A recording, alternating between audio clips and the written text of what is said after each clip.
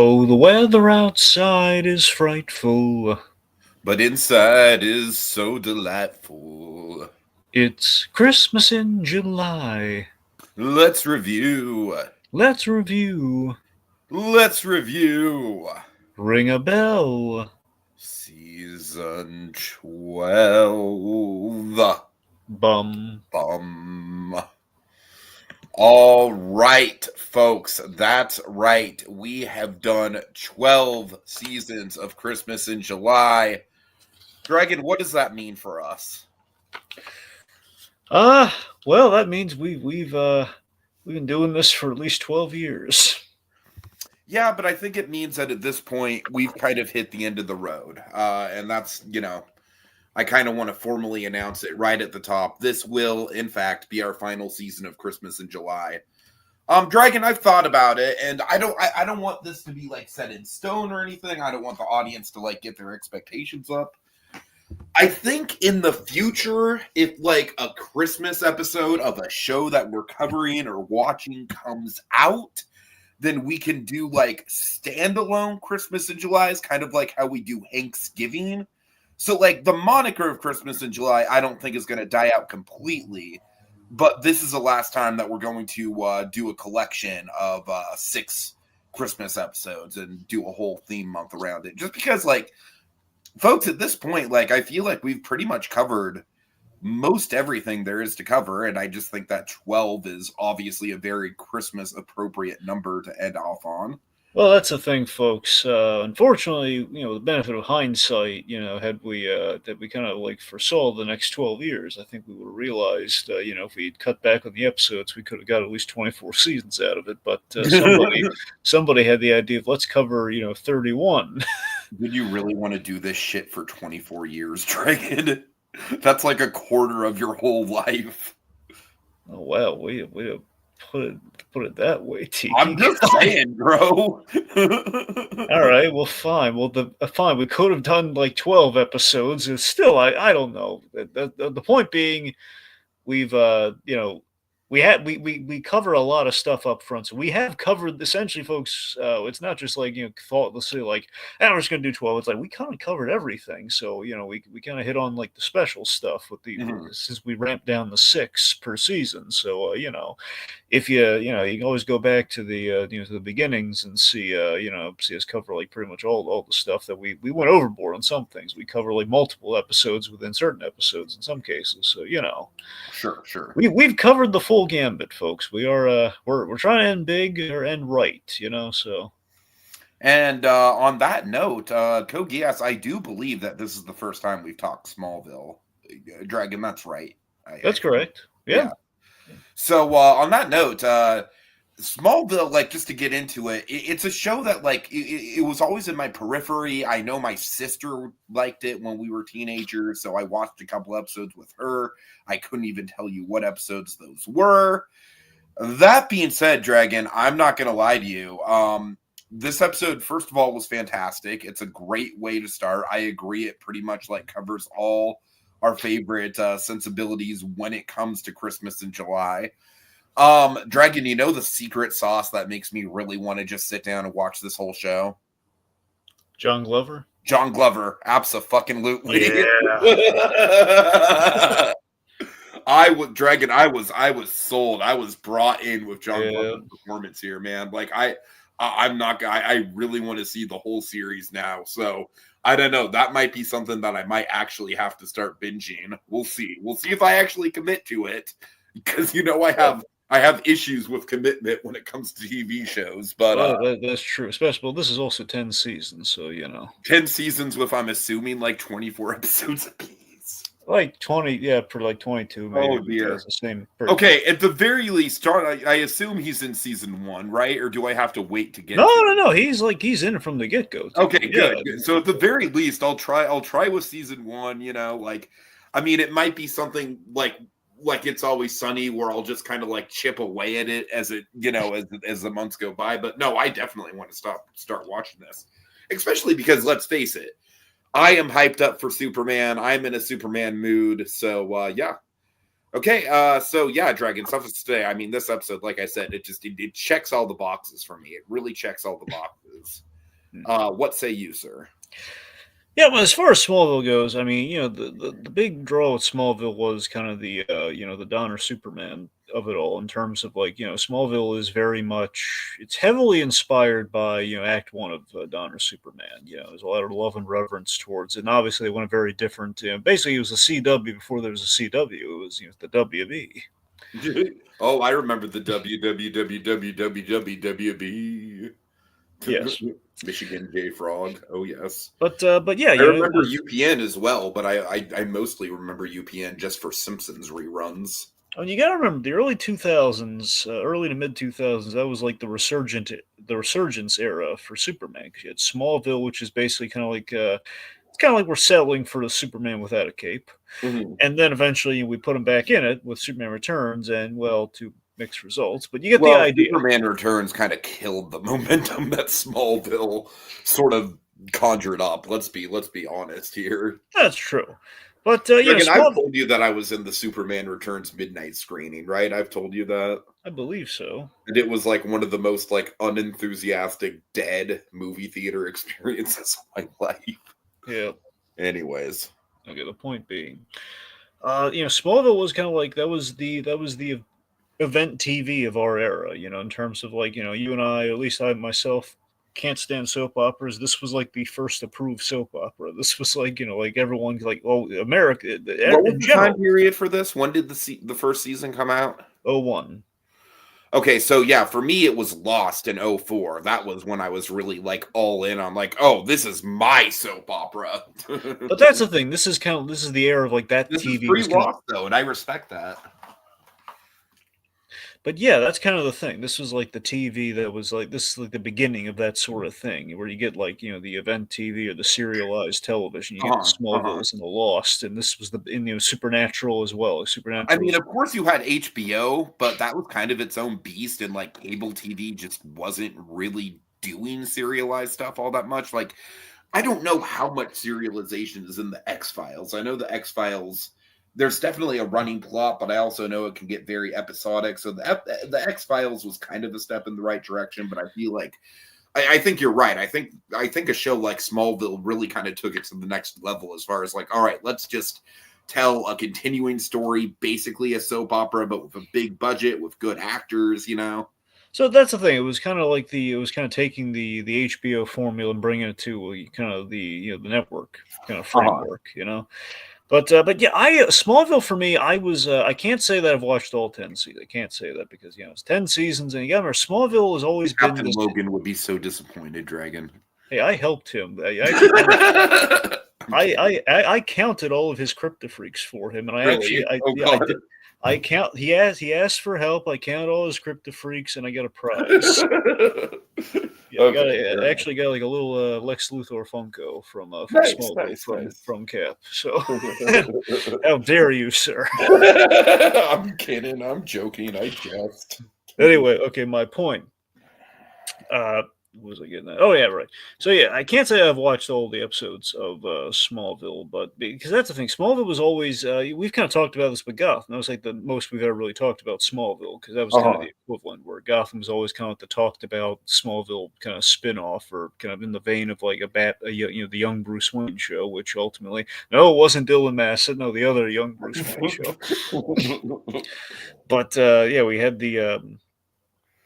the idea of like like exploring and stretching out Clark Kent's younger years. I think it's a great idea for a show. It's a great idea for a premise. But then we had like kind of the CW, I guess the WB kind of like soap opera drama thing where we have to basically they committed to the Freak of the Week, the Crypto Freak Uh-huh. format, which after a while it's like how many people could be affected by meteorites in this town? Like how many people are even in Smallville?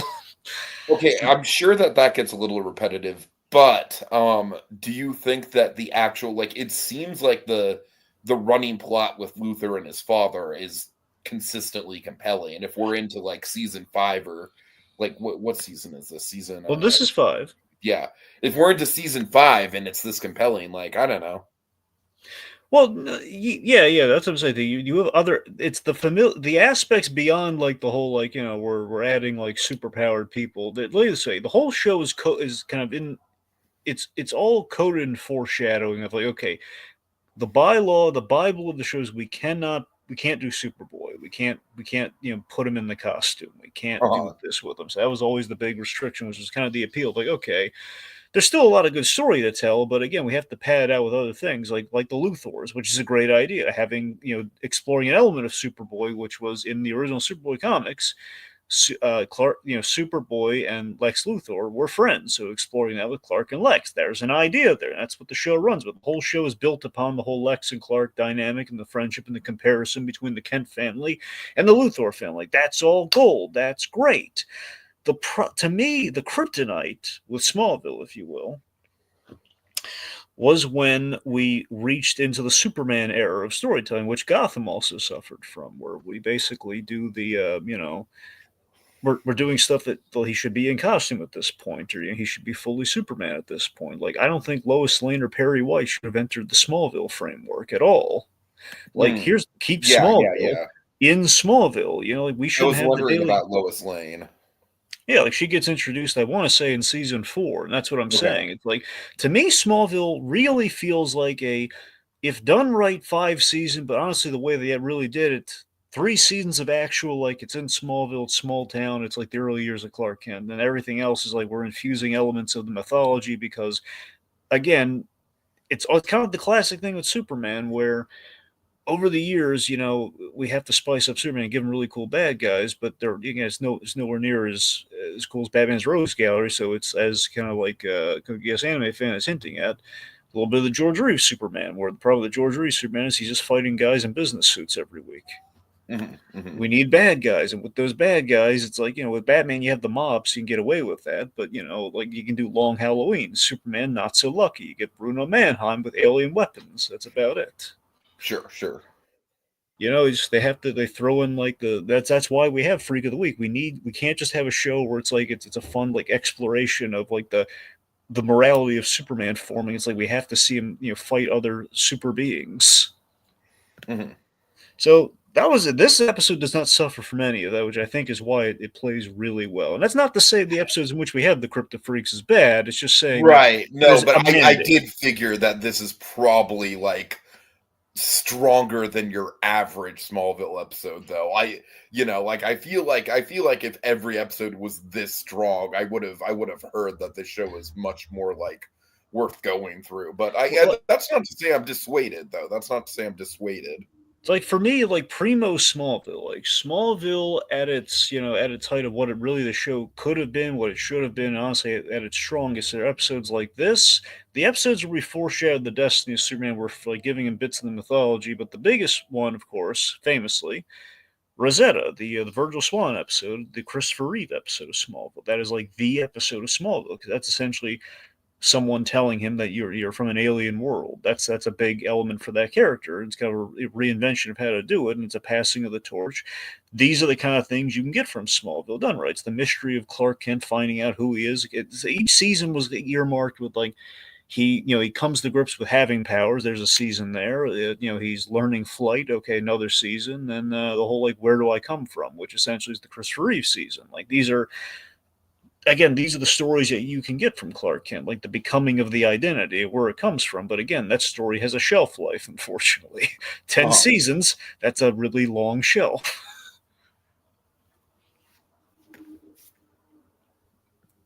This is what it sounds like when Tiki's bored, folks. Dragon, I was literally taking a sip of coffee. No, I'm just kidding. I feel like I'm droning on. That's my point. Well, I do think we should get to the episode proper. Yeah. All right. I should. There's one thing I should do though. Not a lot of background, but pretty context. Really quick, Kogia says the complicated dynamic between the Kents and the Luthors is what's really interesting in the show. I'm not going to pretend that I wasn't a little bit blindsided, like, oh, Jonathan Kent's running for senator, but I'm intrigued. Like that plot point does intrigue me, and I do think that having like the family tension between those two families, it sounds compelling. Oh yeah. All right, go ahead. Anyway, so just in terms of the context and I guess a little bit of background, so we're at season 5 now. What you need to know is that when they're making this show, kind of like with Supernatural, They thought season 5 might have been the ending. They were hitting the 100 episode mark, and they thought, well, this might be it for us. So that was kind of them going into 5, and this Christmas episode was kind of designed to be like kind of the big kind of foreshadow to here's the life Lex could have taken before we really kind of lock him in for the path he's going to take. Uh-huh. So there's some finality kind of in the certain episodes within 5. This season, again, Jonathan Kennedy's running for senator, which also kind of blindsided me because again, the first 3 seasons of Smallville, I think I'm probably the freshest on. Beyond that's where we get into some like, oh yeah, so Lois Lane's in this season. And then I completely forgot, like, oh yeah, that doesn't surprise me. It's so funny the things like Jonathan Kent running for senator. It's always like like the Penguin running for mayor kind of thing, or we always just kind of throw in like all the other Is shenanigans. that a comic thing, or is it just like? You mean Penguin running for mayor? No, I know Penguin running for mayor is a comic thing, but no, I'm saying the Jonathan Kent thing. Like, I really don't think so. I think that was just they need busy work for Jonathan Kent. I really fair think enough. Fair enough. I mean, look, okay, so look, in the real context of it, now mind you, again, I'm not the authority on Smallville. That's Captain Logan. That's the other guy. But I want to say what happened there was that it was kind of busy work, but also it was like Lex Luthor eventually, of course, in the comics, and at the very end of Smallville, like again, you watch Smallville after 5 seasons, you just go skip to the end, just skip to like the last few minutes. That's the way to watch it. But in those last few minutes, Lex did become president, like he does in the comics. So I think the idea is like we're kind of foreshadowing the whole like Lex is running against him for senator, so he wants to be senator, and in doing so, would lead the president. Sure.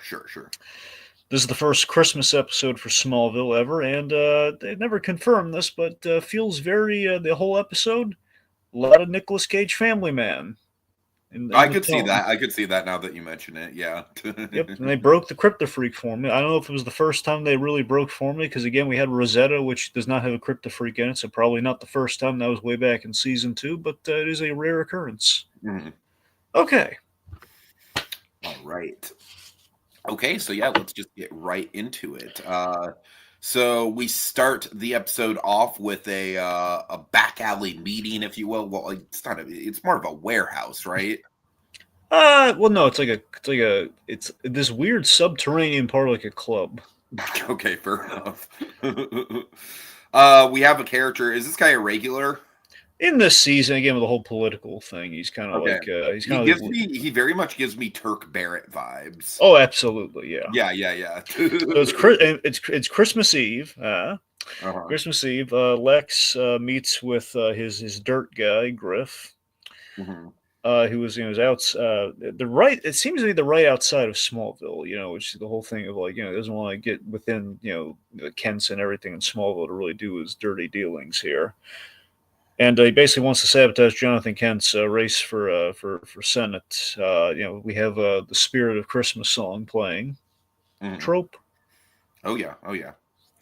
So Lex is hesitant to ruin Jonathan Kent because obviously he kind of he has history with the Kent family. He's friends with Clark. I know things have probably been tumultuous at this juncture. I can only assume that there's a big love triangle with Clark and Lana and Lex, right? I can only assume that. Pretty much, but Lex is like believe it or not, Lex is, from my understanding, what I recall, like Lex wasn't like actively. At the beginning, he wasn't like pursuing Lana, but he was like a thing where he respected, like he did respect Lana. He did actually like her, and they were friends. And there might have been some hints there. And this is where Lex is really kind of seeing. Okay, so it's not like a big like multi-season like love triangle thing or anything. Yeah, but as you might see, sometimes in other forms of media, like Lex Luthor, when in the Smallville years, he does like Lana. So it's not he kind of likes her, but he's not like he's not possessive yet of her, I would say. He's just kind of, it's like friends with. Anyway, again, can't really say authoritatively on the whole how deep he goes with Lana, but he he likes her, but doesn't like her. Oh my god! Ow. Okay. He didn't write it in chalk on like a wall or anything. He didn't do that. Sure. That's how you know he likes somebody. So, point being, Lexi's hesitating to ruin Kent Griff teases him about this, saying his father wouldn't hesitate. And then we have like the thread, like you tell anyone about this meeting, you won't see it. You won't see New Year's. So Lex, of course, doesn't like the comparisons to his father. Mm-hmm.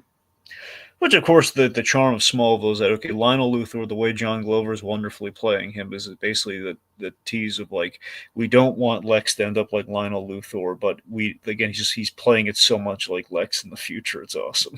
Sure. It's on the way out. Lex, he gets mugged by very CW muggers.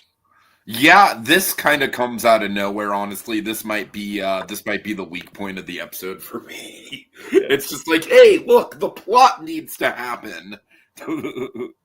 Yep. So he gets mugged. Not just mugged, he gets shot twice by one of the duo of muggers. Mm-hmm. So we establish our holiday framing device.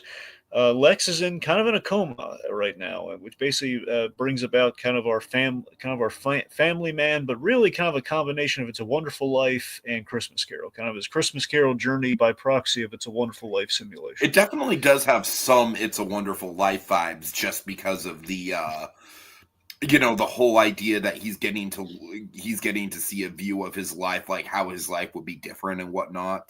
Now, here's the thing I loved most in the episode. Now, mind you, I don't think they're literally doing this, but there is so many similarities to it. It's a big part of Superman lore.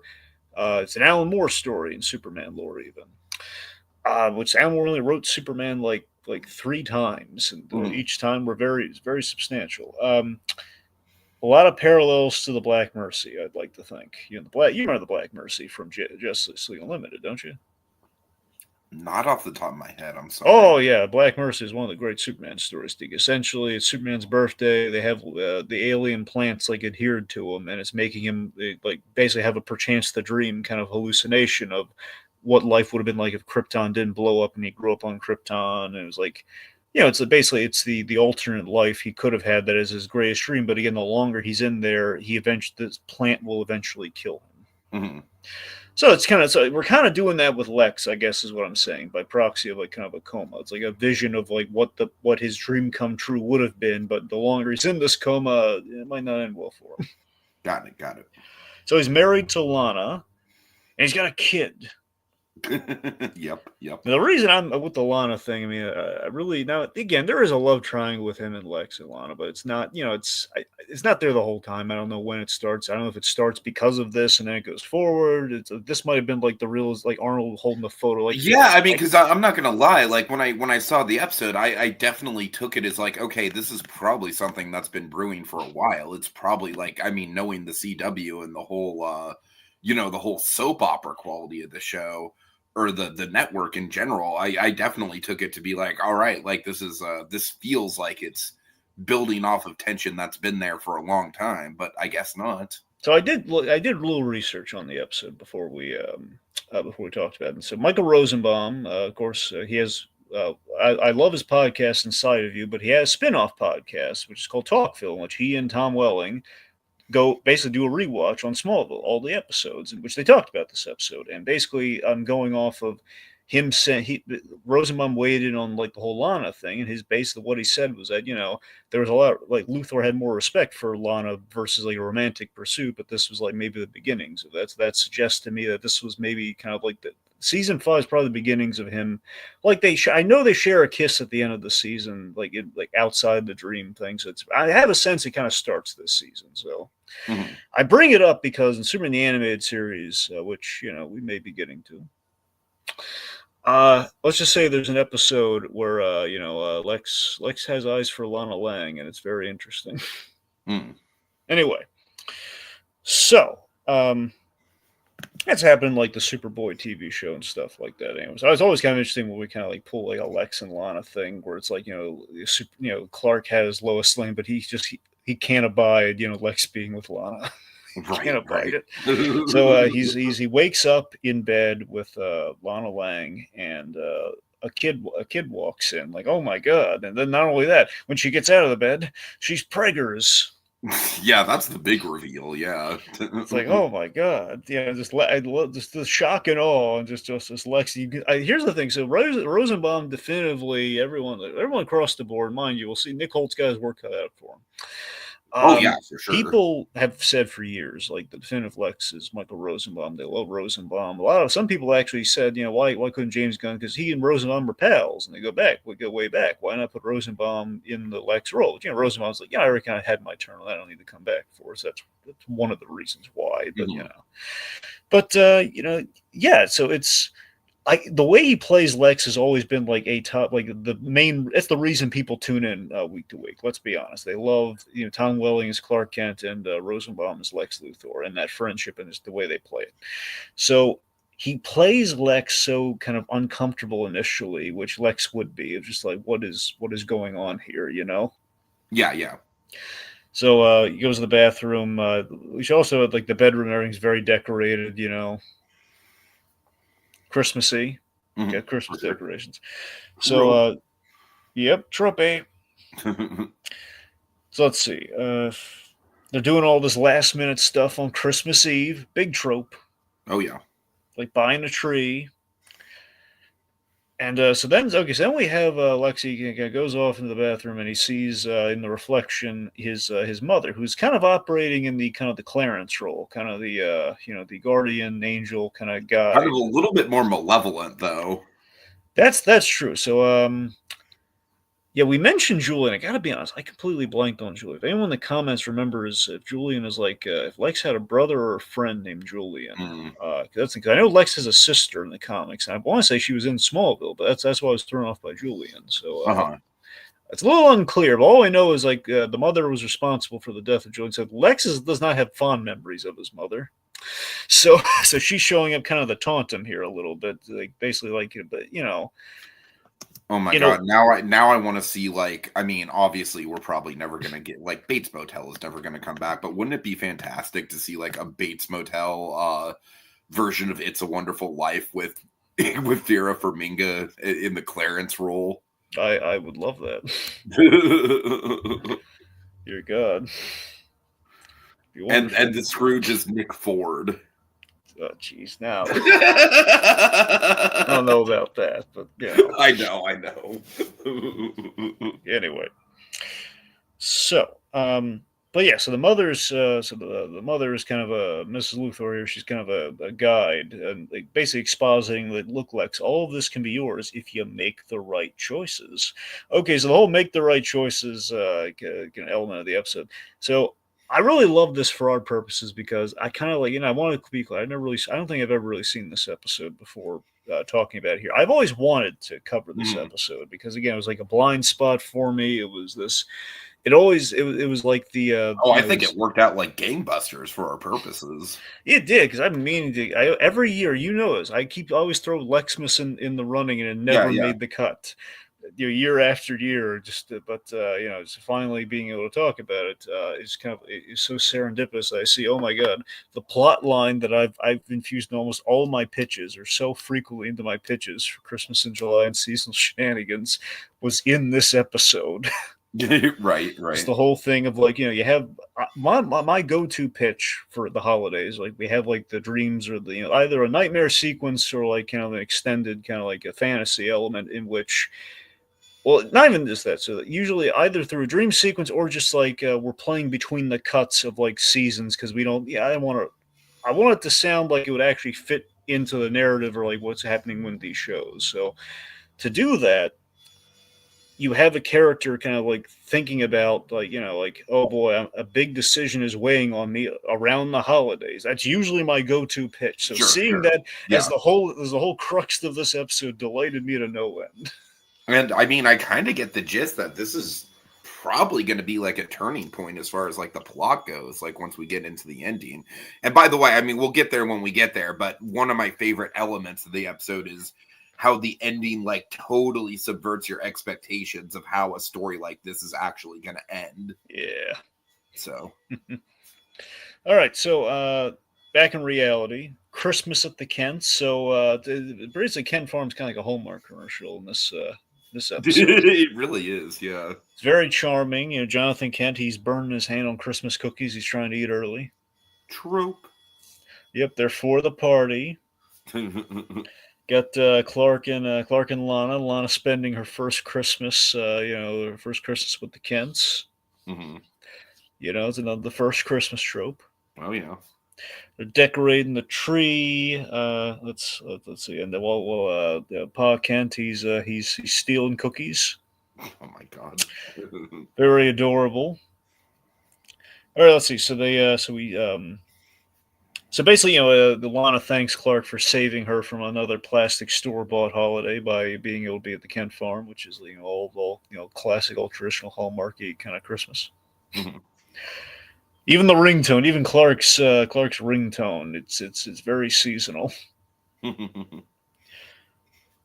right, let's see. So we learn about some chaos that's going on. So Chloe calls. I want to say, I believe, yeah, they mentioned like they heard about the whole thing with Lex, right? I want to say so. I know we mentioned, but then we get sidetracked with other stuff. So I don't Uh-huh. I don't think I don't. There's a chance that maybe it was just purely about like kind of our Santa plot line. I'm not sure.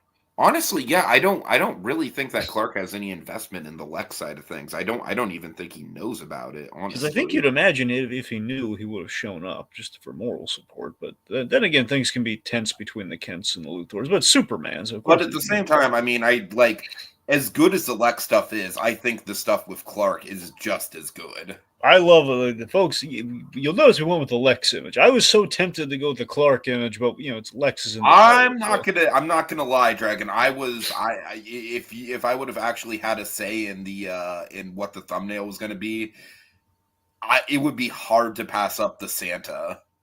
Again, this this would have been helpful No, feedback. I know. But again, I went with I needed a Lex image. We had to get Lex in there, and this is like kind of symbolically what the episode's about. The whole like Lionel Luthor confrontation. So I went with the popcorn tin. I went like Lex getting the lame gift of the popcorn tin. No, it's great. It's great. Anyway, so Clark here. Okay, so point being, Chloe calls Clark, which again possibly is mentioned in the hospital, but let's just assume not because it doesn't really track. Otherwise, we see domestic Lex. So domestic Lex is very funny. So I love that. To me, I think that I laugh so hard at the moment where you have Lex Luthor of all characters, just like when Lana says, "Remember, honey, we're on a budget," and he just says, "A budget." Oh my god! Right. Really? just him saying that. Oh my god, it's the funniest situation you could put Lex in. Like this hit like budget being anathema to him. Like a budget. What do you know who I am? Yep. So we learned that Dad, 7 years ago. So again, 7 years because the kid's 7 years old. So 7 years have passed again, which ultimately, let's put it this way, Tiki. Ironically enough, they didn't know this at the time. Rosenbaum, I want to say, was only there for it was 7 or 8 seasons. I think it was, I want to say seven, could have been eight, but he was there for he wasn't there for the last 2 seasons. Uh-huh. So it wasn't there for 9 and 10. So he's maybe there for 8 seasons. So it's kind of interesting that 7 years we're kind of jumping to kind of roughly where the show would be. Sure. So, so Lionel Luthor, basically, Lex walked away from the company for the simple life, and he cut him off. So, they're not rich. And again, I love how this is like, we're setting all this up as like, okay, like this is the life that Lex could have if he walks away from the company. And it's like, oh god, I really just think the pulling the rug out from under you element of this episode is just delicious when you know what the ending's going to be. Mm-hmm. Oh yeah. So they go to the Christmas tree lot to find a tree, and they run into Clark and Chloe. Now they don't spell it out, but my headcanon was that in this fantasy world, Clark and Chloe ended up together. No, I definitely see that. By the way, I don't really know much about Chloe as a character, to tell you the truth. Yeah, well, look, really, Tiki. I think the thing with Chloe is that Chloe really was. She was kind of like interim Lois before they actually gave up and like us put actually Lois in the show. you know, I like assume she's not a comic character. I'm assuming she's an original for this. yeah, original for the show. Yeah, she was Uh-huh. kind of the Felicity of her day. One could say, if you want to use it by Arrow, Oh kind of God, the I Green have Arrow not heard show. good things about that character. Well, I mean, she started off really. Again, she started. The reason she kind of was prevalent is because people really liked her in the beginning, and then it just kind of went off the rails. Like they had some bad Like she had two good seasons, man. Okay, fair Two enough. good seasons that necessitate like let's keep her around. There's like, oh god, why do we keep her around? Oh man. Anyway, point being, Chloe was always like she was like, okay, we need a reporter character in Smallville, but Lana's obviously not a reporter, and we don't have Lois Lane, so Chloe will do. Uh-huh. And, like she was the one who was like always suspecting Clark had like she was looking for the blur, like the proto Superman, that kind of thing. Right. Yeah. But they Kogi anime fans, right? I mean, they did have good chemistry, and I was rooting for Clark and No, Chloe, and that honestly, was like just from this one episode, I can tell they have good chemistry with each other, and is it a little bit of a like a love triangle? It yeah, kind of seems like there's a little bit more of a love triangle between Lana and Chloe than there is absolutely. Lex and Clark. Okay. So that's what I'm saying. You had like kind of a couple love triangles. Like the primary one is exactly what you said. It's Clark, Chloe, and Lana, in which Uh-huh. Clark likes Lana, but Clark, let's just say bad stuff happened to Lana because of the kryptonite meteor shower that happened when he was brought to Earth. At least in the way Smallville does Superman Origins, he came to Earth as well as a whole bunch of meteors. So that. Uh-huh. Anyway, the point being, like he blamed himself, so that's why he was never able to make a move with Lana and Chloe, and that's kind of what Santa kind of brings up a little bit later on. He's watching her from afar because there's always a lot of guilt with the whole Lana thing. So Sure. anyway, point being, yeah, and then of course the other side of it, you have like the Lex Lana Clark thing, which really kind of probably develops like 5 onward. But anyway, okay. Let's see. So, okay. Point being, Clark and Chloe they bump into Lex at the Christmas tree light. I love the detail that it's a very simple thing. It's like I love seeing Clark wearing the Superman colors, with his holiday wear. Like he has like the red scarf and the blue sweater, the blue shirt or something. It looks good on him. Uh-huh. Yeah. Let's see. Oh, I love like the thing where like, he's like the kid's like, make me fly, Uncle Clark, and he's like, okay, he makes it makes him fly and everything. So Chloe, again, being a reporter, she has worked on a book and an expose in LexCorp, which Lex has helped her out with. Basically expose his father and his company's like ill doings. Uh-huh. Let's see. Meanwhile, back in reality, speaking of which, Lionel. So Lionel Luthor, played by the Here wonderful we John go. Glover. Here we go. Hit him with it. Hit him with the John Glover.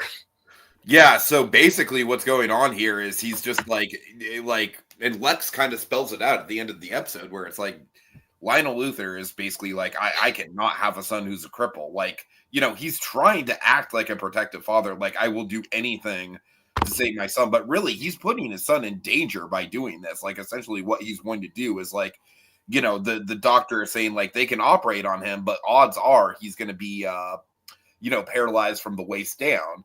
And Lionel, man, he's not taking that shit. He says, like, forget that. It doesn't matter what the risk is. I'm moving my son, and fortunately, you don't have authority over this. Yeah, it's not just the waist; it's the chest down. So there's a lot of parallels, with that. Right. Yeah.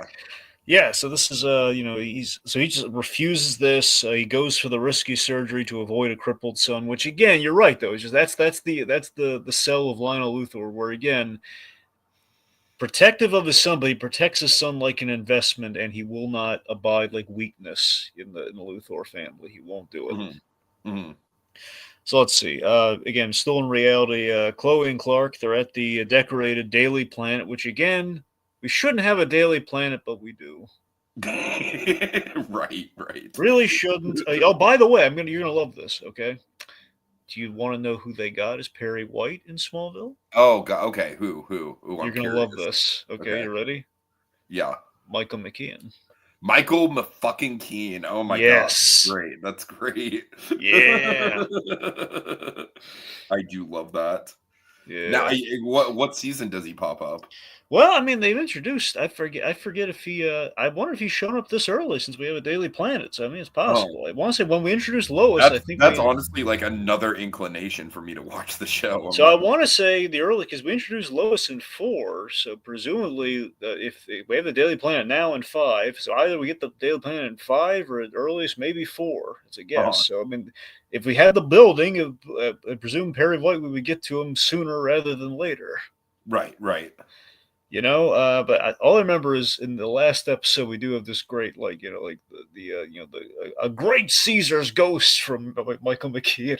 It's awesome. It's like anyway. So let's see. Oh, okay. We have some Kogias anime fans. I think the Perry first showed up in season 3. Well, Okay, it cool, might be cool. cool. I mean, at the Yeah, he very says least, downside is Perry White is barely in the show. so that's the thing. I wonder. It sounds like he's at least going to show up. So, do you have incentive to at least watch the first 3 seasons, little Mister? Fair enough. Fair enough. We also have AJ 2003 in the chat just saying hello. Hey there, AJ. I remember you from a couple streams ago. Happy to have you back. Nice seeing you. All right. Kogias anime fan also brought up with John Glover. I love John Glover and all the DC stuff that he's been in, but Lionel is the role that showed off his talents the most, in my opinion. I Because love. keep in mind, Dragon, keep in mind, up until this point, my biggest familiarity with John Glover is literally like, I'm afraid you'll have to die. Ah! Think about this, just at a minimum here. Okay, John Glover, 4 DC roles. Okay, Uh-huh. Riddler from Batman the Animated Series, which is probably his best. At least I would say.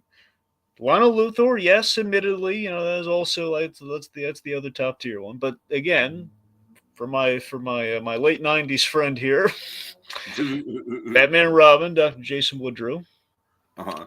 and Shazam. He is he's the I mean, Dr. he's C. definitely Savannah's a father. character actor. He's definitely a face that like pops up a lot. Oh yeah, one of Yeah. his best roles that people hardly talk about. Daniel Clamp from Gremlins 2. Such a great role. Okay, nice, nice. God, he's so good in Gremlins 2. Like Uh-huh. no joke. He's wonderful. Anyway, so okay, let's see. So back in reality, Chloe Clark, we're at the very highly decorated Daily Planet. Um, we got a Christmas Eve problem. To get Christmas Eve dilemma, one could say. There's too many gifts that need to be delivered and not enough time. Oh And my the God. and the It's for Teamsters the are on kids, strike. Dragon. It's for the kids. Yeah, Superman's got to save the Toys for Tot struggle. So this is just like, I mean, tell me this isn't a perfect fucking Superman plot, dude. I was loving Yeah, this right off the bat. great. I think it was so adorable. This whole thing of like, Chloe, you said Toys for Tots. This is Toys R Us. That's a good line. That's a good line. So she needs Clark Kent with his jacket so bright red to to deliver all the and a Santa hat on to deliver all the toys for her. And you know how? You know how he's going to find all these places, Tiki? How? MapQuest. Oh my God, I missed that. I missed that. Because Chloe, with like we say thousands of presents, she did MapQuest. So the problem is solved. So we have the adorable image of Clark wearing the Santa hat. She's taking a little photo with the old trusty handheld camera. Uh-huh. Very nice. So that's what he's doing. He's delivering gifts at super speed again. They did this weird thing in Smallville where sometimes he can fly, sometimes he can't. It was a thing where in the early season he had to discover the ability to fly, and then we took the ability to fly away from him. So I think this is after we took the ability to fly away from him. Mm-hmm. I think. Anyway, so he's I mean, it's like obviously the effects here don't really hold up to today's standards, but you know what? It's still so charming, and for like early 2000s TV, I think it still looks really good for the time. The music is on point. I don't know. Dragon, this is a great this is just a great kind of like depiction of like Superman around the holidays. Like I was tickled by just this imagery alone. I really loved it.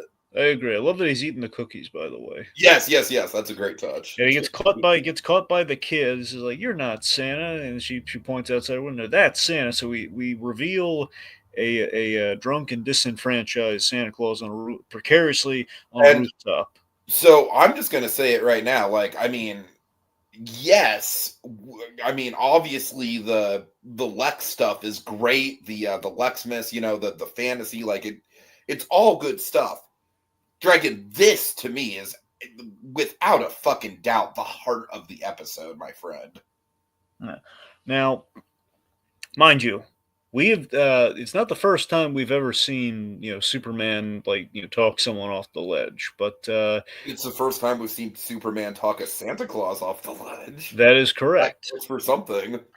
But yeah, I'm just saying it's like this patented thing of Superman where you have Superman again just like talking someone off a ledge without like just like instantly saving them or like dragging them like kicking and screaming. It's always like a great scene where it shows the humanity of it's the sell of why Superman's great. And there's like always been like this. I don't know. I don't think you've ever seen the Moe. You probably find on Google or something. But I mean, The what now? Sorry. I was getting there. There is this story. There's a moment in the comics. It's from All Star Superman, the comic, which I highly recommend you read. And there's also an animated movie. Did you ever see the animated movie All Star Superman? I don't think so. Well, Not off the top of my head. I love the animated movie. This scene did not make it into the animated movie, but in the comic, there's a beautiful scene where you have a kind of a goth looking girl, but you have this girl on a rooftop, and she's about to, she's about to go off the ledge, and Superman just shows up to comfort her. It's a very beautiful scene. So these are it's like a patented thing of Superman is seeing him like with these people at their lowest points and just being there to lift them up, so to speak. So doing a seasonal equivalent of that is great. And it just shows like Tom Welling's portrayal of Clark Kent, really his style of acting in the show, and what he did and what he brought to him really helps him out in the scene is that, again, being a learning character that Clark Kent was in the show, he's a listener. He's the listening Superman. Sure. So yeah, so Clark is talking Santa off the rooftop, and he's Santa Claus is disenfranchised Christmas. So again, the looking back on this now, got some parallels to Violent Night. We got to admit a little bit. Drunk Santa. He's that being said, I love the reveal of like Dragon. I don't know. To me, this is like the best writing thing of the whole episode for me is the idea that like when we initially meet this guy, we just assume that he's just like a disenfranchised homeless person. But then when we recontextualize it, and like I fully fucking like, I mean, just to get into the ending now, we won't go over to the details until we get to that. But I'm fully on board that this dude is the real Santa Claus. And I love the idea that the real Santa Claus is so disenfranchised about the spirit of Christmas being dead that he's gotten to this point. Like, the fucking David Harbour movie, that's just a silly action movie. But this is like basically taking that movie and like really legitimizing it in a really dramatic way, Dragon.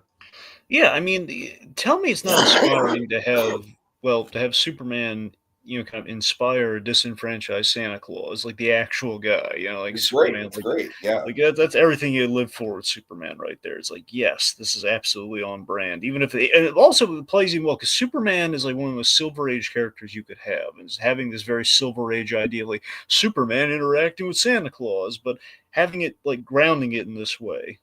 It's a good idea. Sure. So yeah, so let's see. So he's he's talking Santa Claus, and basically, he's saying the spirit of Christmas is dead. So that's kind of where we're working with. Meanwhile, Lex, back in Fantasyland, Lex is explaining to Lana that after his mother, this tree, it's not for the boy. I didn't cave. This is because my mother. This is for me. This tree's for me. Which again, as Lex Luthor, you absolutely buy that Lex would ultimately be this Walter White seasonal equivalent. I did it for me. Yeah. Tree is for I me. also I love the little character note that like Lana's just like, yes, I know, Lex. That's what you say every year, and of course I understand. Yeah. I mean, I don't know, Dragon. For me, that's almost like Formiga levels of adorable. It's so crazy to take Lex Luthor and basically turn him into George Bailey. That's kind of what the episode's premise is. Essentially, yes. I honestly don't really think it's that radical of a concept, though, just because I do think there are some parallels between George Bailey and Lex Luthor, just as far as like, they're both businessmen who are disenfranchised around the holidays, who kind of like they do have like a big moral dilemma. I don't know. I could see it. Okay.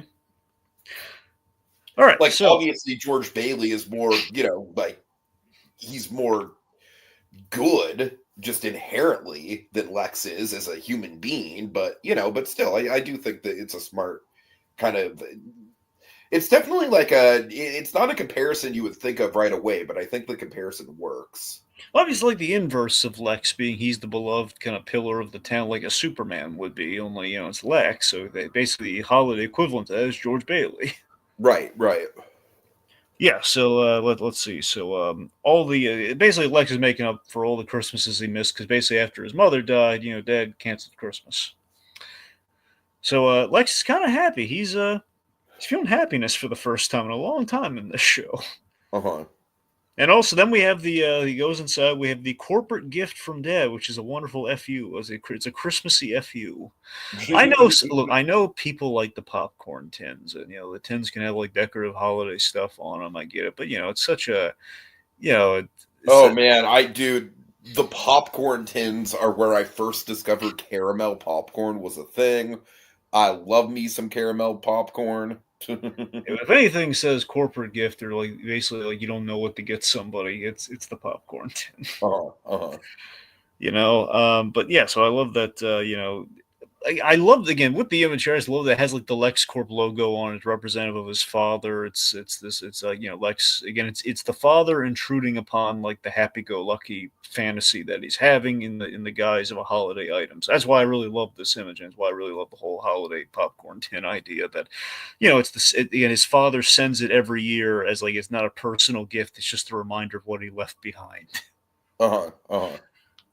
And again, under the guise, kind of like what's happening in real life, if that's bleeding, because Lex is kind of hearing some of the stuff that's going on. He learned about it at least. I don't know if he actually heard, and then or it's kind of the whole coma logic of like, can you hear things while you're in the coma, or is he just learning about that? Well, Lex is also a smart character. Maybe he put it together afterwards, so I don't know. But the idea of like it's the veneer of like father gives son gift, not complete monster versus like gives him a screw you gift. Exactly, exactly. So Lana frames the gunshots as his Scrooge moment. Big again, Lex being a Scrooge.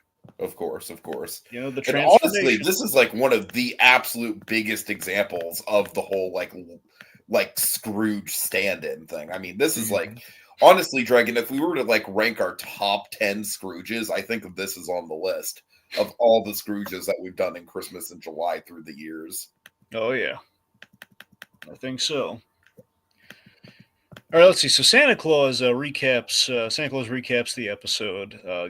Clark gave up his first Christmas with Lana to deliver gifts to all the kids, and this inspires Santa Claus. Who decides that maybe Christmas spirit isn't dead after all. And he's you all right? I am now, son. I am now. And he stumbles off the roof and he falls. And He practically does a pratfall, which honestly I think is like a little silly, but I'll let it slide. I mean, he is drunk as a skunk. To be fair, That is true. That is true. so he falls off the roof. Clark saves him with super speed because it's mandated. We have to have power usage somewhere. He's delivering the gifts and he saves Santa Claus. Look, nothing against saving Santa. I love a Superman that can save people, so I'm down for that. That's fine. Uh-huh. Just pointing out, it feels like that was definitely okay. You can't have him just talk to somebody. He's got to save you. He's got to use his power somehow. Sure, sure. So, initially Santa Claus seems really freaked out. He says, like, ho, ho, holy cow. Yeah. I love that he's too drunk to comprehend that something like, like not supernatural, but like superhuman just happened. Yeah. He's like, oh my God, what just happened? Yep. All right. So, we have the surgeons performing again, very cocky surgeons performing again. Lionel Luther's whole thing is he told like a doctor is like worrying over Lex's safety, like you can't really do this. And I don't care, as this is like medically necessary as I deem it. Brings Lex to Metropolis for the surgery, in which these cocky doctors like, okay, then we'll turn that Christmas music off and we'll perform a Christmas miracle. And Oh my God. That is a very 2000s cable TV line right there. Yeah.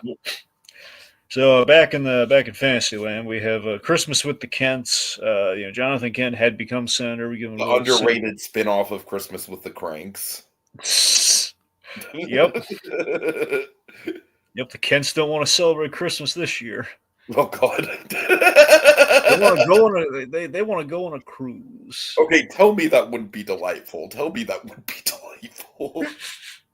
God, here's the thing with the Christmas with the Kents. I would imagine more for the Dean Cain era of Superman. That I could easily buy. I could see that. I could totally I see could that. buy the Yeah, Lois and yeah. Clark era of like kind of the classic farmer looking Jonathan Martha Kent. Like Clark, you're never gonna believe it. We're going on a cruise this year. Well, Dad, Lois and I were Totally, gonna have you totally. over.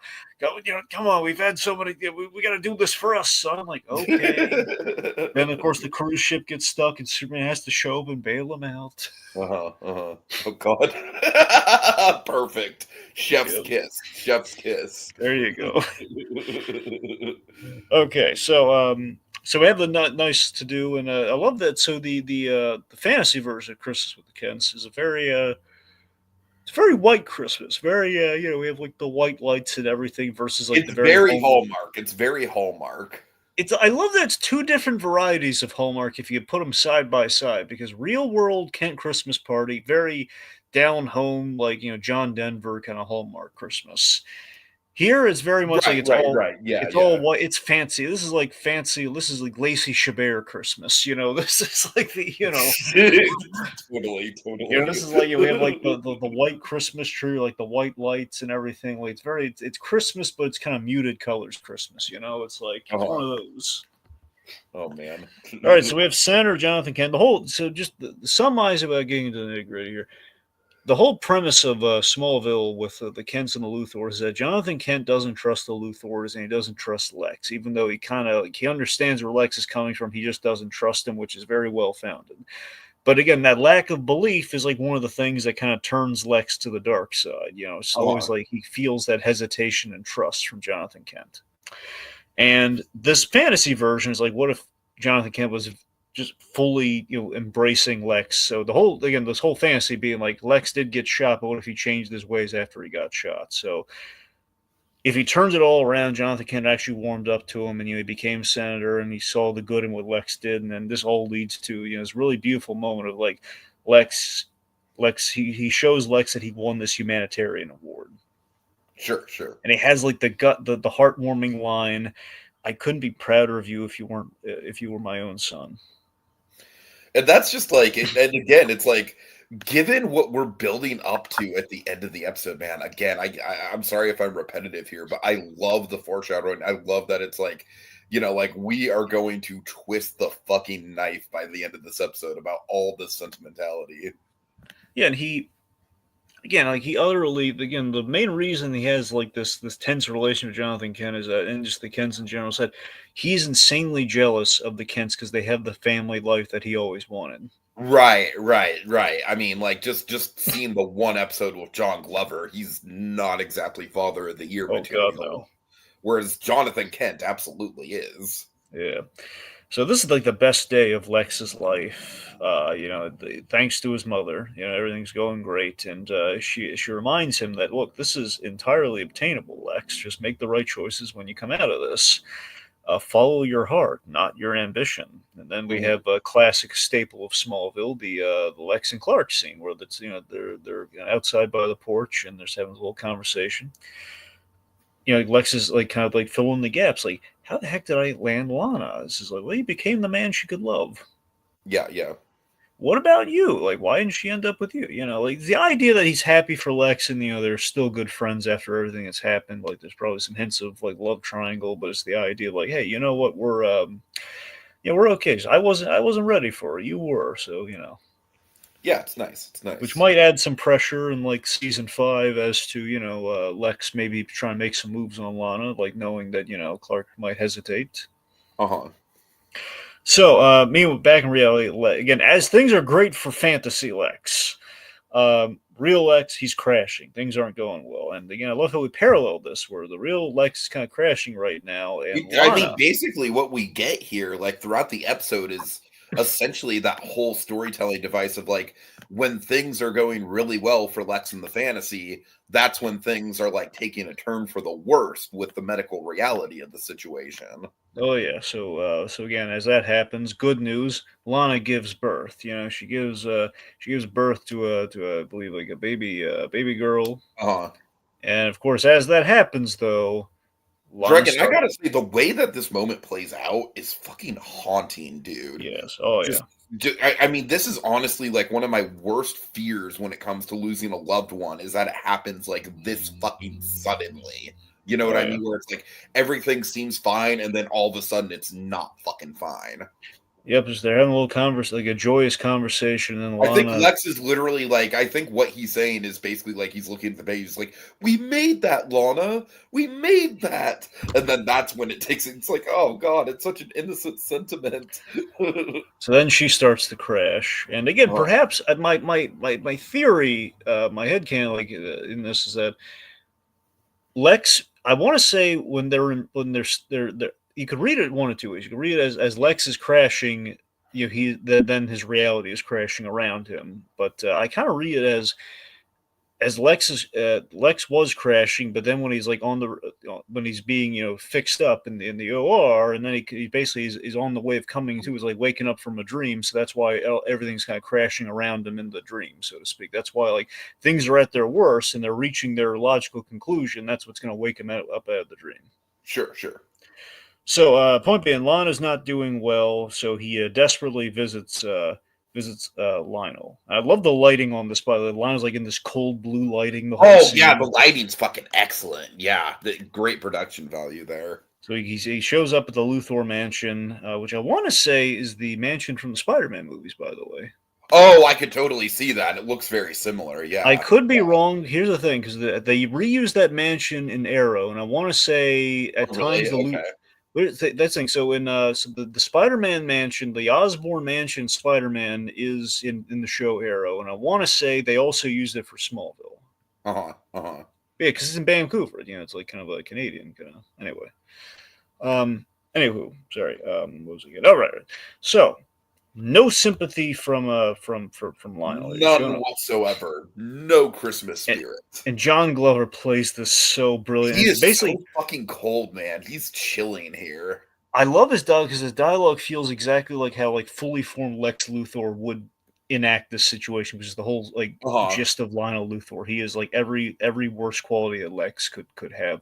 You'll then like invert. So it's like there's like I think the beautiful line is like he's begging him like, look, it's the mother. Even if you don't like like it's the mother of your grandchildren. How could I I have grand? How could I have grandchildren when I have no son? Yes, Christ, that that's the line.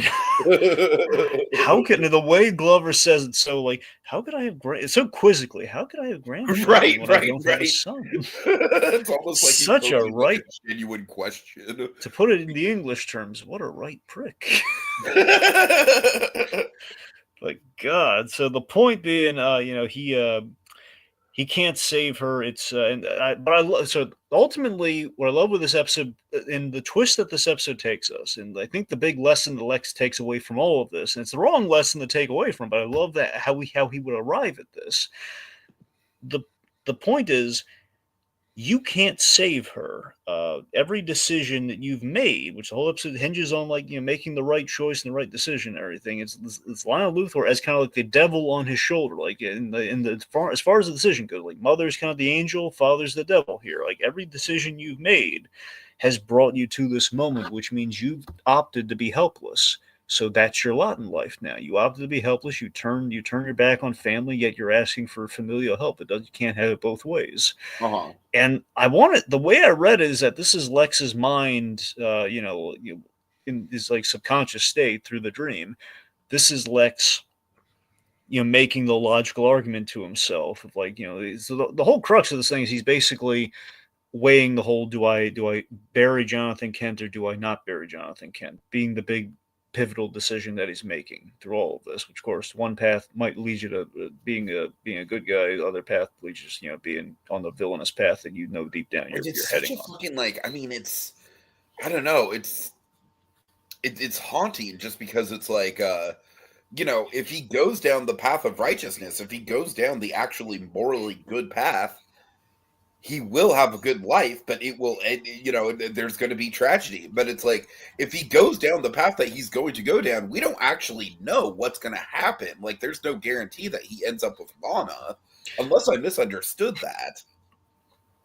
Well, yeah, that's the thing of like in reality. Again, this is all just like Lex's best case scenario for everything that could happen. Like Uh-huh. deep down, it's like there are some feelings for Lana that may flourish. At the very least, Lex just wants to be happy. He wants to have the family that he did not have growing up. So, in forging it with somebody, Lana being the most logical choice.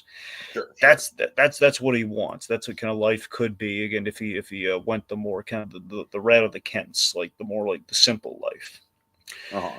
So I love, by the way, with all of this. So the big choice that Lex has here, the basically what his father is like this demented, inverted version of the Superman moment from Donner Superman, the whole all these powers, and I couldn't even save them. Sure, This sure, is kind sure. of Lex's equivalent to that of like, I gave up all these power, I gave up all my wealth and everything, and because of that, I couldn't, I couldn't save her. Mm-hmm.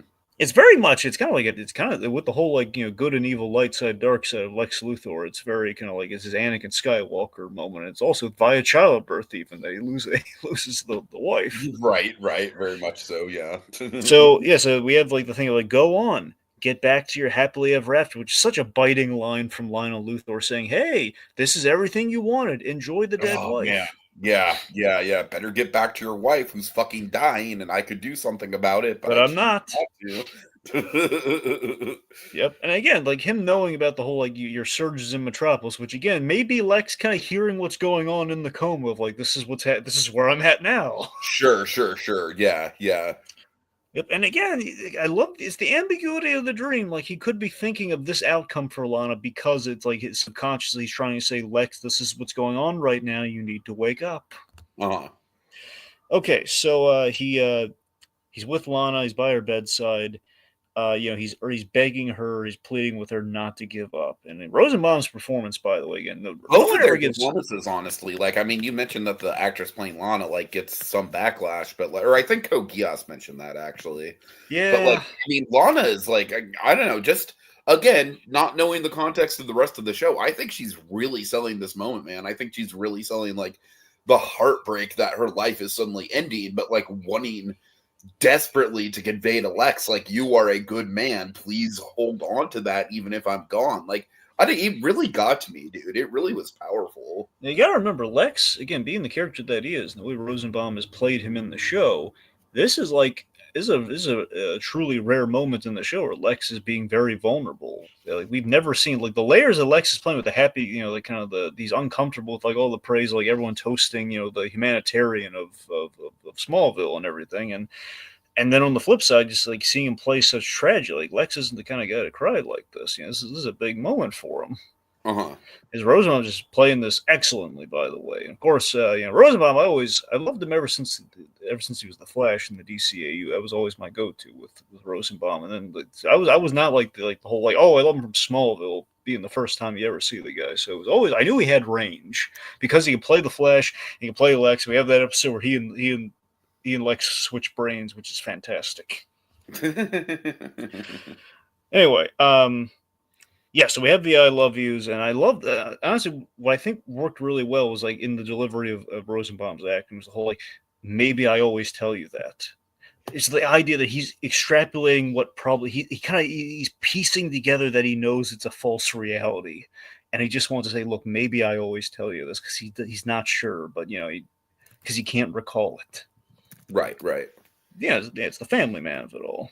Sure, sure. So don't ever change, which again, a haunting line, which is again, it's a twofold line. It's a double-edged sword. Like don't ever change being like, is that his subconscious telling him, don't let this happen, don't change, or is it like, don't change from the good man that you are right now?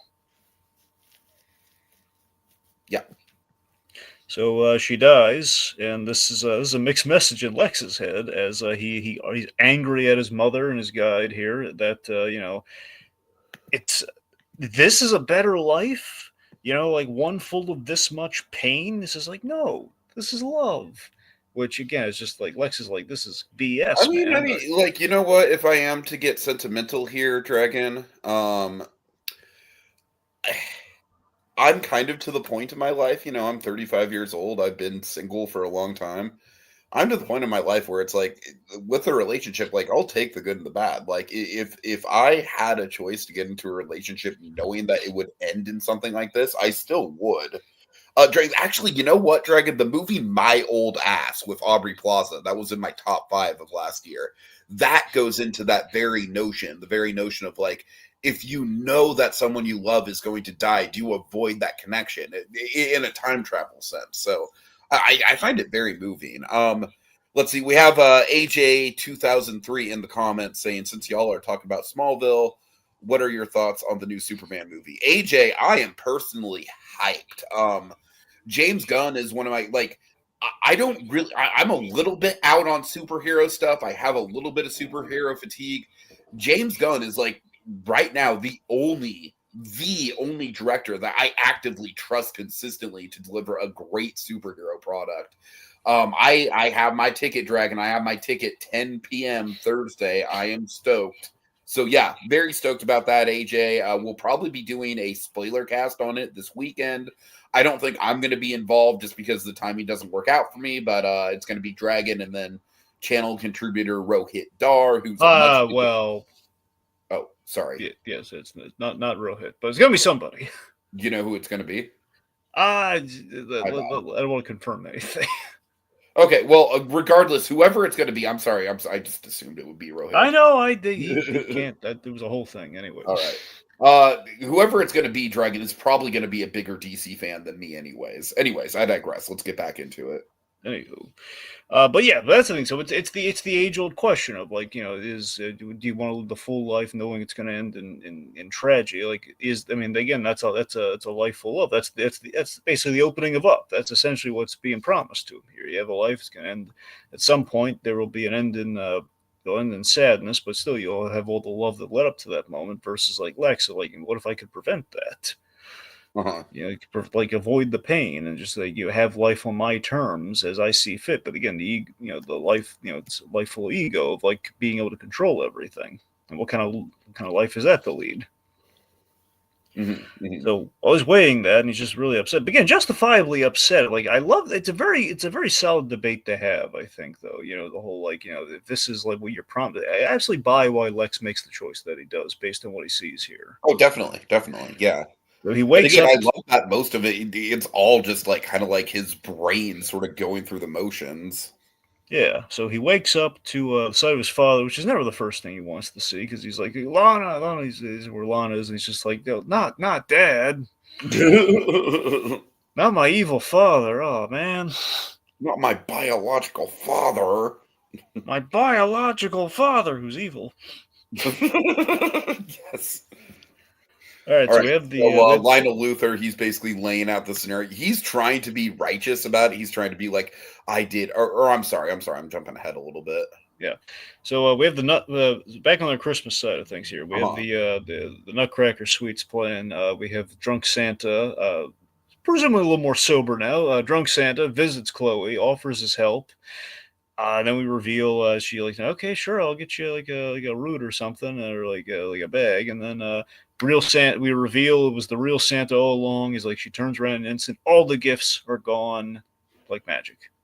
I'm not gonna lie, I'm kind of a sucker, specifically for the idea of introducing Santa Claus canonically into like a universe like this, like a fantastical universe. I don't know. It's just there's something that's extra special about that for me. You want to hear something funny? Sure. A lot of people have always had the theory that the Santa Claus was a crypto freak, and that's how he could do that. Like if he either he's really Santa or he's a crypto freak convinced he is Santa with the ability to do Santa-like things. Oh man, that is a fun theory. That is a fun theory. Yep. So they did have a crypto freak after all. Like that's like the cutesy fan theory about Mm-hmm. Yeah, Anyway, yeah. So meanwhile, okay. So we have the classic Lex and Lionel tension. Where we have Lex slyly calling Lionel out on the life-threatening operation. Yeah, like I said, I love how Lionel is trying to be all self righteous about like I did everything I could to save you, son. And Lex is like, you put my life in fucking serious risk because you didn't want to have a cripple as a son. Yeah. just the refusal, And here's the thing: in theory, if Lionel just like abided, like, okay, let's make sure he lives and he comes out of it, and then we'll discuss life threatening surgeries. But he would need Lex's permission. He wanted to make sure he could do this without Lex's permission, on the off chance that he says no. Uh-huh. That's why he rushed it. Right, right. So, so it basically, I guess to summarize it, Lionel's very anti Tiny Tim. Yes, absolutely. It's just so Lionel Luthor, in being a Scrooge. Lionel Luthor would throw Tiny Tim to the fucking wolves. He would have no sympathy whatsoever. No, here's the thing. So Lionel Luthor's just walking down, like looking like Ebenezer Scrooge with the hat and everything. Okay, so he'd walk down the street, he'd see Tiny Tim, and he would just kick the crutch out from under and make him fall. Yeah, definitely. He'd just be like openly antagonistic about it. Yep. Just say, "Watch your step, boy." Oh my god. Oh, by the way, I could totally see John Glover playing Scrooge. Oh, absolutely. Yeah. Yeah. You gotta remember, though, unfortunately, Glover's getting a little up there these days. He's not doing I know. It's probably not going to happen nowadays, but yeah, but he's still wonderful though. Yeah. Anywho, let's see. Okay, so yeah, so Lex then like really drives it home. Like, if I didn't make it, how would you justify your decision? How dare you play God with my life? Yeah, really good here. Okay, so Christmas on Kent Farm. Which, a little fun fact: at the party, an old, I believe it's a pair of old folks are at the party. Yeah, actual owners of Kent Farm, like where they shoot. Oh, really? Oh, that's cool. Yeah, it's really cute. They worked them in there like a little holiday cameo, like like they're guests at the party. Nice. And by the dog, Shelby the dog, like that's like licking the muffins or whatever, like licking the holiday treats. Mm-hmm. That introduced in the episode called Crypto. They didn't actually have Crypto in the show, I don't think, but they basically the name the episode Crypto is like. You know what just occurred to me like just now when you said that? What? I hate that we now have to associate the word crypto with cryptocurrency. Isn't that a bummer? Wouldn't it? Let me ask you this: would it be more palatable if like we kind of like marketed on the dog? I mean, yeah. I guess. Yeah.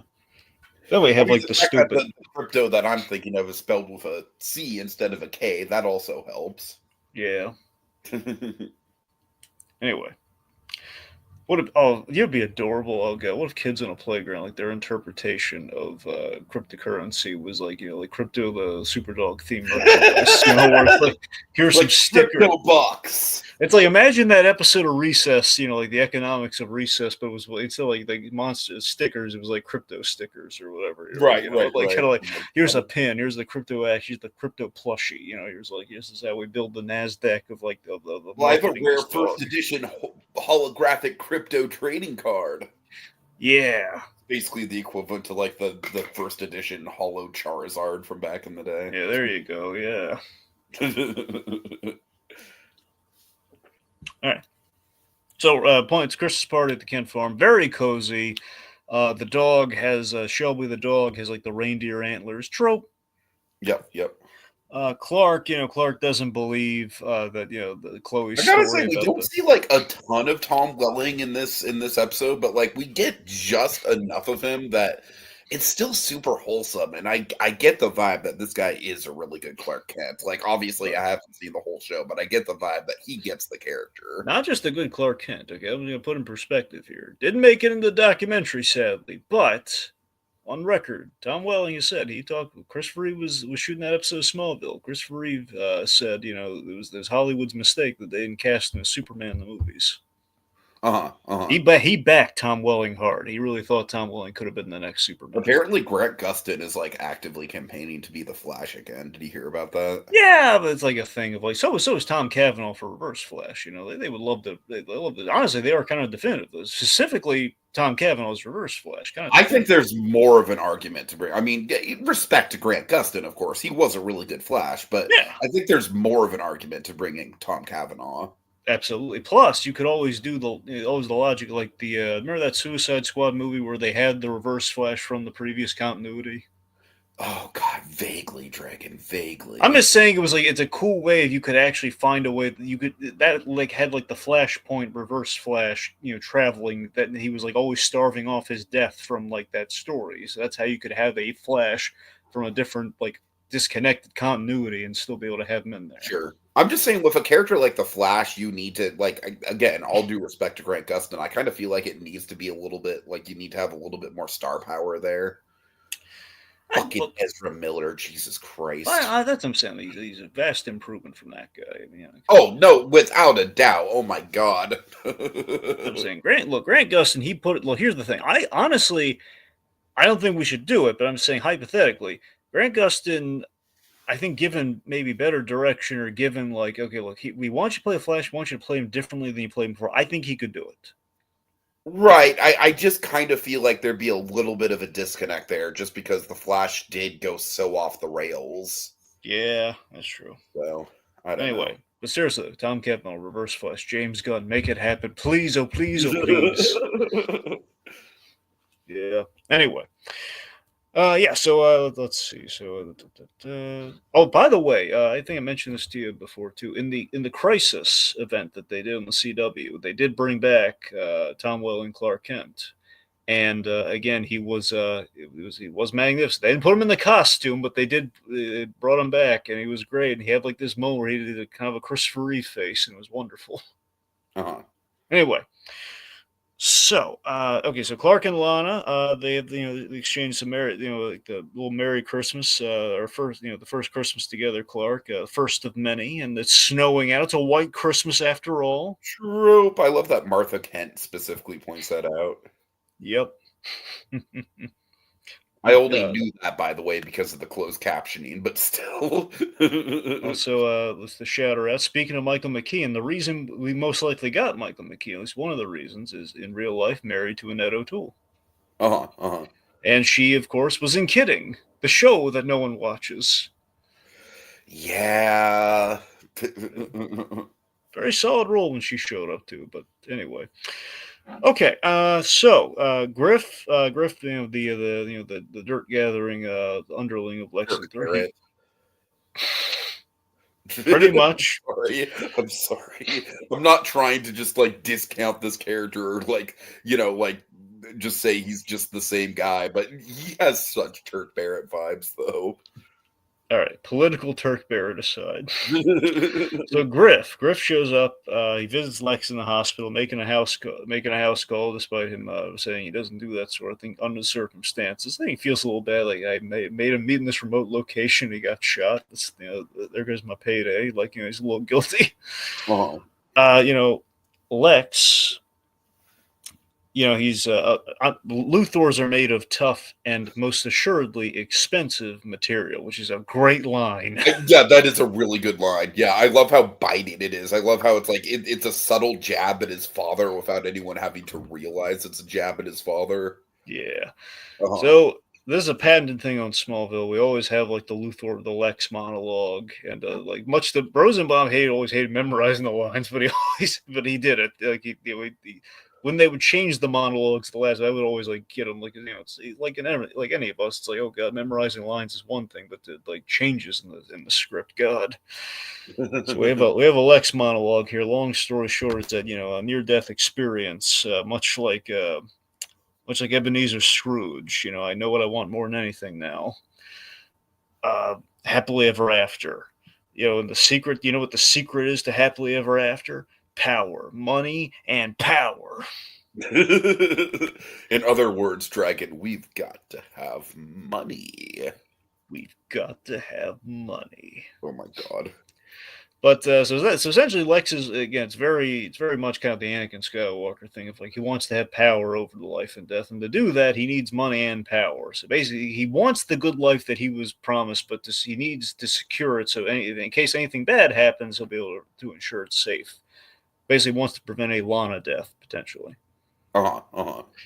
So he demand we're gonna pull the pin on the Jonathan Kent grenade. By the way, Find it, really quick, make I it. do like the idea that like he wants to prevent the Lana death. Even like we don't really spell this out, but I think there's subtext there that like even if he's not going to be with her romantically, he still wants to save her life.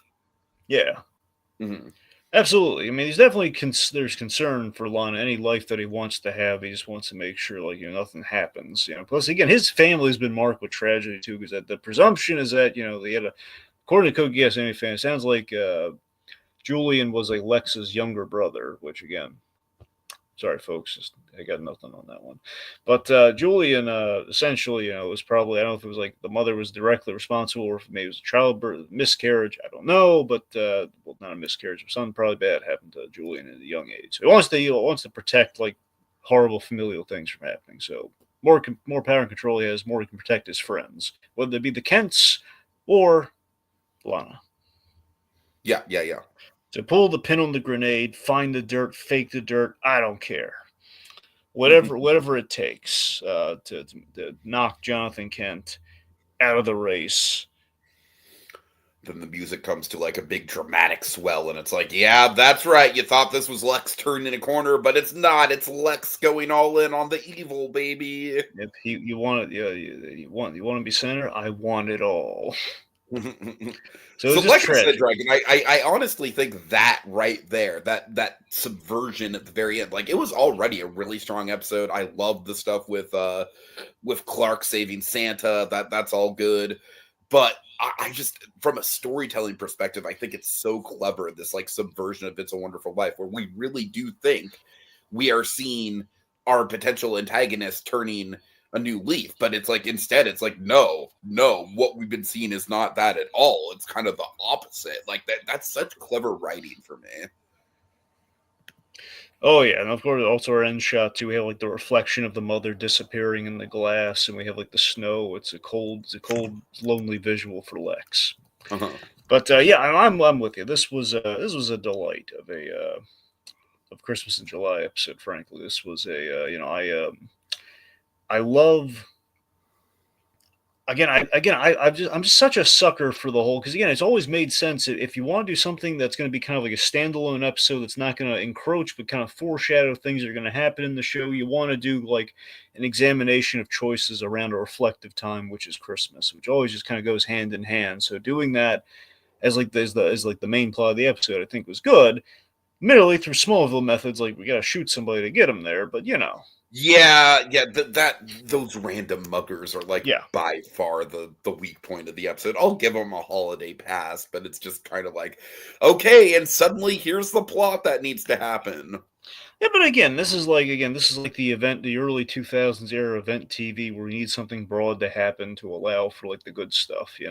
It's like we need like from what I understand, there was like 2 meteor showers in Smallville. The whole point of the show is like there was one meteor shower which delivered kind of our Moses-esque figure to us. Then the other one was like there's a second one because we need ideas. We need more crypto freaks. Honestly, it kind of sounds very similar to the way that Static Shock did its villains. Well, yeah, that's the thing. Static Shock was very much, they did the Big Bang, so it's kind of Yeah. Right. Yeah, we didn't do it like twice though. True. See, now I know someone's going to point out, what about the last episode? That doesn't count as the last episode. All right. Anyway, okay. The point being, so I really like the episode. Of course, it was kind of nice to kind of dip a toe in the small without having to know every little thing about it. Again, really appreciate Tom Welling having some Superman moments on the cusp of like kind of seeing another kind of young Superman and kind of the running these days. But yeah, it was a nice episode. Makes you appreciate the spirit of the holidays. Really cutesy Superman stuff, and of course, Lex getting the kind of the introspective stuff, which just makes sense and it's good to go around and is a nice way to kind of thread the needle for like the stuff that we've done throughout the years on Christmas in July for like one last ride. Yeah, definitely, definitely. All right, speaking of which, Dragon, let's get into the tropes. And my God, this episode is fucking chock full of them, dude. Oh boy. All right. Okay. So Literally, we like have. every scene, it's like this is a trope, this is a trope, this is a trope. Okay. So overall, we have Christmas music. Like we have Nutcracker, Sweet Spirit of Christmas. Uh-huh. We have the whole like the play on "It's a Wonderful Life" slash "A Christmas Carol." Both of those things are tropes unto Little themselves. bit of Family Man. Finds it, yeah, Family Man, sure. Let's see. I mean, obviously, like the obvious ones are like Christmas party, decorations, lights on the tree. Maybe like big gesture involving a Christmas tree. Maybe that's kind of a Yep. little Well, bit the of whole a Christmas tree lot. Christmas story, right, Christmas right, tree lot. right. Kind Like of. that's a little bit of an out of left field trope, but we've seen stuff like that before. Yep. We have Let's Christmas cancellation. The whole like the Lex's all of his past Christmases were canceled thanks to his father. uh-huh. We have a very Hallmark Christmas. Yes, like you said, two different versions of the Hallmark Christmas. Yep, we kind of have John Denver versus Lacey Chabert, but We have the down on his luck Santa, and we also have the trope of like, you know, having a twist Santa. Both of those things are tropes unto themselves. Risk of suicide around the holidays. Sure, of course, of course. It's not the cheeriest trope, but let's see. So, putting our lead character in the Christmas hat. Uh-huh. Scrooge and Lex, also kind of Lionel Luthor, but mainly Lex for our transformative arc of it all. Sure, sure. Christmas daddy issues. Of course. White Christmas with all the snow. Oh yeah, definitely, definitely. Sneaking the Christmas cookies. The cookies, yeah, yeah, for sure, for sure. The character having to deliver presents. Oh yeah, and the real we already mentioned like the twist with like the real Santa, right? Uh-huh. All right, good. Let's see. Okay,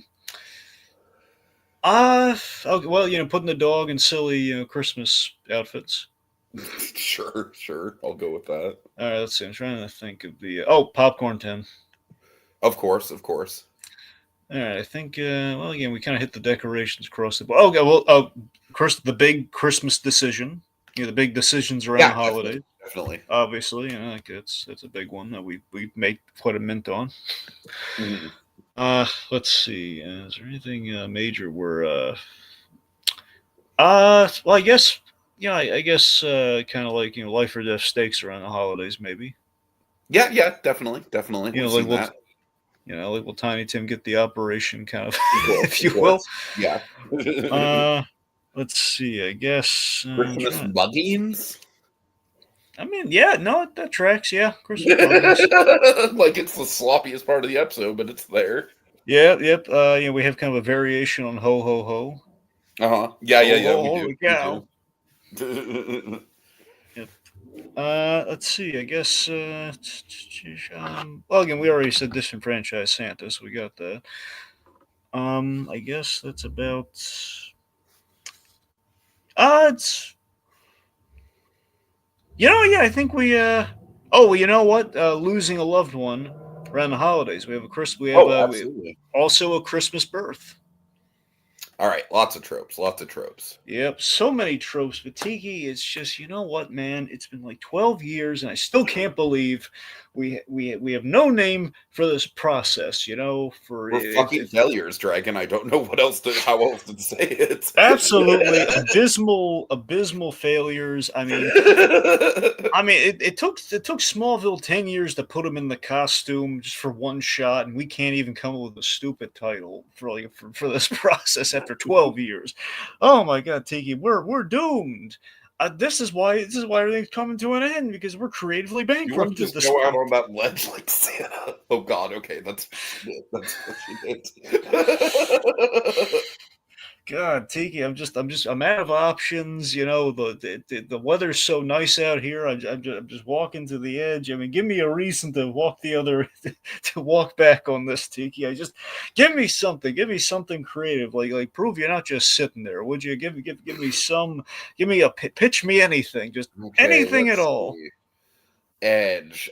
You know what has an edge to it? You What know how has an if you edge? put stuff under a microscope and you lean it too close to the edge, you don't see it that well? That's a fucking terrible analogy. That's an awful That analogy, is a Tiki. really bad analogy. Do me a I am favor, really okay? stretching with that. I am really Don't stretching with do that. improv on the stage. But anyway, Well, that's why I'm a stand-up comedian and not a fucking improv performer. All right. yes, I have a lot of respect for improv performers, but I am not one of them. Anyways, microscope dragon, something about a microscope, something about yeah, mistletoe, which by the way, that's maybe, surprisingly one thing we did not get in this episode.